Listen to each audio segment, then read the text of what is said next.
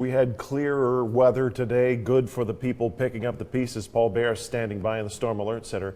Paul was watching you intently last night, and you talked a great deal about how much your technology there in the Storm Alert Center has improved since the last time we had an outbreak back in 2011. Yeah, it's, we're getting, the equipment's getting better all the time. The Weather Service does a great job. They were putting out warnings in the lickety-split, and they were doing a good job. I want to show you something that we can look at now that we couldn't look back at in 2011, 2012. It's what we call our debris detector.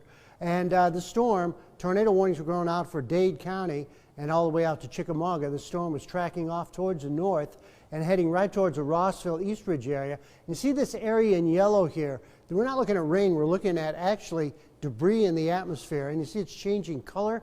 They indicate something's getting picked up in the atmosphere. And then by the time it got in the East Brainerd area, see that area in blue? When you see that, that's indicating just about a mile up into the atmosphere or so, maybe a little higher than that. It's picking up debris. And it's looking at, the radar's looking at it and saying, that's not rain, that's not hail, what is that? And it's telling the observer that that is something different. And that usually is a sign that there's a tornado on the ground. And that's what we were looking at yesterday. And that's the first time we really got to show it. And the winds were unbelievable with this, over 100 to 140 miles an hour or so.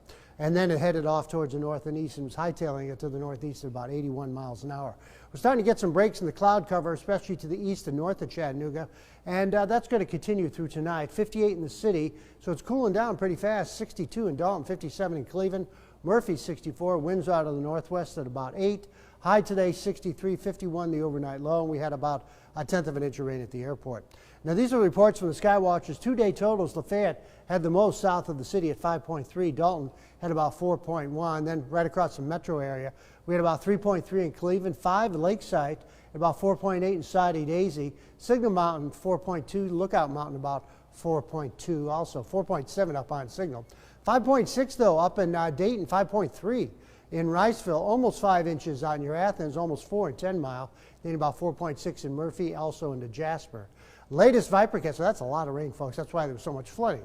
Tomorrow we'll see some breaks in the clouds, partly to mostly cloudy skies, and could be a sprinkle tomorrow night north of the city, but generally it looks pretty dry.